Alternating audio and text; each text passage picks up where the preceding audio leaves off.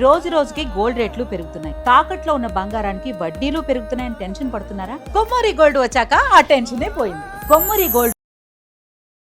Saudi అలాగే America ఈ రెండు దేశాలు ఇరాక్ పైన నిన్న విరుచుకుపడ్డాయి. ముఖ్యంగా ఇరాక్లోని షియా మిలిషియస్ గ్రూప్స్ ఏవైతే ఉన్నాయో, ఇరాన్కి సపోర్ట్ చేసే మిలిషియస్ గ్రూప్స్ ఇవన్నీ కూడా సో వాటి స్థావరాలపైన అటాక్ చేసేందుకు ప్రయత్నించాయి, ఎయిర్ స్ట్రైక్స్ చేశాయి.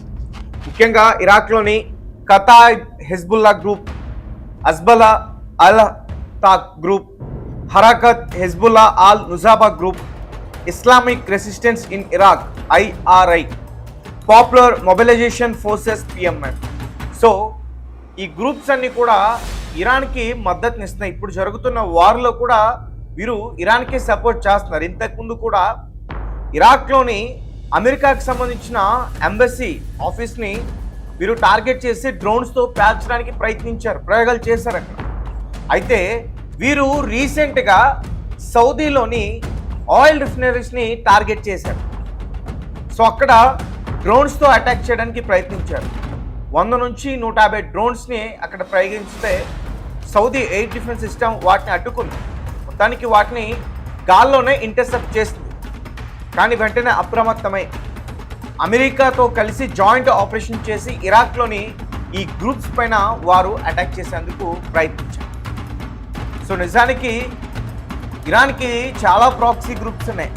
అంటే యెమెన్ నుంచి హౌతీస్, గాజా నుంచి హమాస్, పాలస్తాన్, ఇస్లామిక్ జిహాద్, తర్వాత సిరియా నుంచి షియా మిలిషియా, ఇలాంటి గ్రూప్స్ చాలా వరకు ఇరాన్కి సపోర్ట్ చేస్తాయి. అంటే వీరందరిది కూడా ఒకటే మతం. వీళ్ళకి ఏంటంటే మిడిల్ ఈస్ట్లో వాళ్ళదే పై చేయి ఉండాలని చెప్పి, అంటే అమెరికా ఉనికి అక్కడ ఉండకూడదు, అలాగే ఇజ్రాయెల్కి సపోర్ట్ చేయకూడదు, ఇజ్రాయెల్ దేశం ఎదగకూడదు. సో కాబట్టి అమెరికా ఉండకుండా చేయడమే వీరి లక్ష్యం. సో అందుకనే ఇరాన్కి ఎప్పుడు కూడా వీరు సపోర్ట్ చేస్తూ ఉంటారు. అలాగే ఇరాన్ కూడా వీరికి ట్రైనింగ్ ఇవ్వటం, తర్వాత వెపన్స్ని సప్లై చేయటం, వారికి ఫండ్స్ని ఇవ్వటం, తర్వాత టెక్నికల్ అసిస్టెన్స్ ఆ రకంగా వారికి హెల్ప్ కావటం, తర్వాత ఇంటెలిజెన్స్ ఇన్ఫర్మేషన్. సో ఇవన్నీ కూడా ఇరాన్ నుంచి వారికి హెల్ప్ అవుతాయి. సో వీరు అంటే ఒక రకంగా చెప్పాలంటే ఇరాన్కి ఇది ఫార్వర్డ్ డిఫెన్స్, అంటే ప్రాక్సీ స్ట్రాటజీ. అంటే శత్రువు తనపైన నేరుగా వచ్చి ఢీకునే లోపే వీరు ముందుగానే ఈ ఫార్వర్డ్ డిఫెన్స్ సిస్టమ్ని యూజ్ చేసి ఏ అయితే గ్రూప్స్ ఉన్నాయో ఆ గ్రూప్స్ ద్వారా అటాక్ చేపిస్తారు. ఇప్పుడు గల్ఫ్ కంట్రీస్లో కొన్ని గ్రూప్స్ అయితే లేవు, కానీ వీరికి నెట్వర్క్స్ ఉన్నాయి.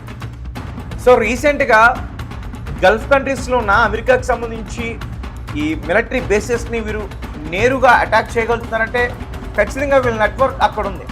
సో అలానే ఇరాక్లో కూడా వీరికి సపోర్ట్గా కొన్ని గ్రూప్స్ ఉన్నాయి.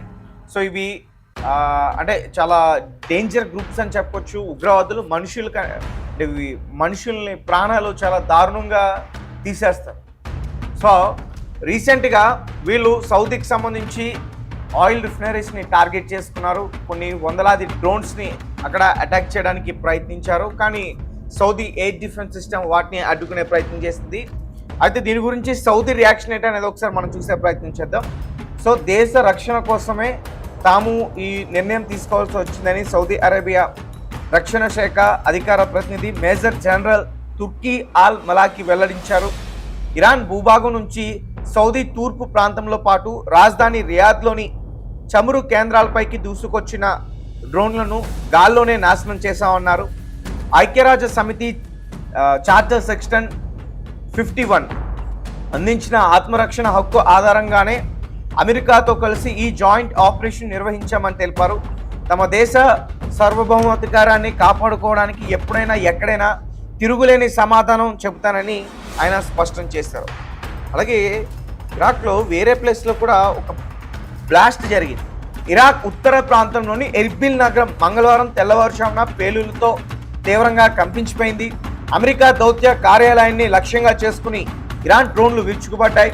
ఉత్తర ఇరాక్లోని ఖలీఫాన్, సోరాన్ ప్రాంతాల్లో దాదాపు 4 ఇరాన్ డ్రోన్లు వినాశనం సృష్టించినట్లు స్థానిక వర్గాలు వెల్లడించాయి. తర్వాత అల్ అన్బార్ ప్రావిన్స్లోని హదితా డ్యామ్ వద్ద అమెరికాకు చెందిన ఒక డ్రోన్ను కూల్చివేసినట్లు ఇరాన్ ప్రభుత్వం కూడా మీడియాకి చెప్పింది. సో సులేమానియాలోని కోర్మోర్ గ్యాస్ ఫీల్డ్ పైన దాడులు జరగడంతో ఇరాక్ సరిహద్దుల్లో యుద్ధ వాతావరణం అలముకుంది. సో అంటే ఇరాక్ అలాగే ఇరాన్ అవి కలిసి ఉంటాయన్నమాట. అంటే ఇప్పుడు గల్ఫ్ కంట్రీస్ ఇరాన్ వాటి మధ్యలో ఒక పర్షియన్ గల్ఫ్ ఎలా అయితే ఉంటుందో ఇరాన్కి అలా లేదు, కలిసి ఉంటుంది. ఆ భూభాగం అంతా కూడా కలిసి ఉంటుంది. సో ఈ గ్రూప్స్ అన్నీ కూడా ఆ భూభాగం ద్వారా నుంచి వెళ్ళిపోయి షియా మిలిషియస్ అంటే ఇరాన్కి సంబంధించిన వారే ఉంటారు, అందులో వెళ్ళిపోయి వాళ్ళు అటాక్ చేసే ప్రయత్నం చేస్తారు. దాని తర్వాత మళ్ళీ అమెరికా కార్యాలయాన్ని కూడా ఎంబసీ కార్యాలయాన్ని కూడా టార్గెట్ చేసి డ్రోన్స్ని అయితే ప్రయోగించారు. మరి చూడాలి దీనికి ఇరాన్ వారికి ఎటువంటి సమాధానం చెప్తుందనేది.